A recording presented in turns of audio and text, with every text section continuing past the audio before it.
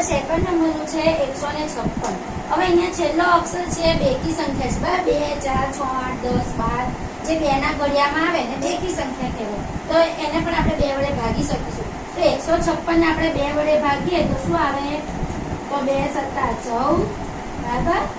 અને 2 × 8 = 16 એટલે 78 × 156 થાય. તો અહીંયા શું આવે? 2 અને અહીંયા આવે 78. હવે અહીંયા પાછળ પણ 8 છે. 8 પણ કેવી સંખ્યા છે?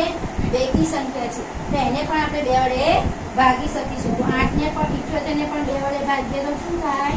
તો 2 × 3 = 6 અને 2 × 9 = 18 એટલે 39 × 78, બરાબર? 39 × 78.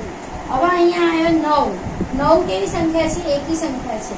હવે એને 2 વડે ભાગી શકાશે નહીં. તો 3 વડે ભાગી શકાય. તો આ બેનો સરવાળો કરવાનો. 9 ને 3 12.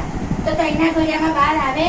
3 × 6 = 12. તો આપણે એને 3 વડે ભાગી શકીશું. તો ડાયરેક્ટ તમે ભાગાકાર કરો 3 વડે તો 3 × 3 અને 3 તરી 9 એટલે કે 13 તરી 39 થાય, બરાબર? અને છેલ્લે આપણે લખવું હોય તો 13 લખી શકીએ.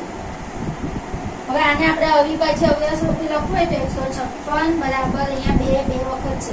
2 × 2 એટલે 2 નો વર્ગ × 3 ×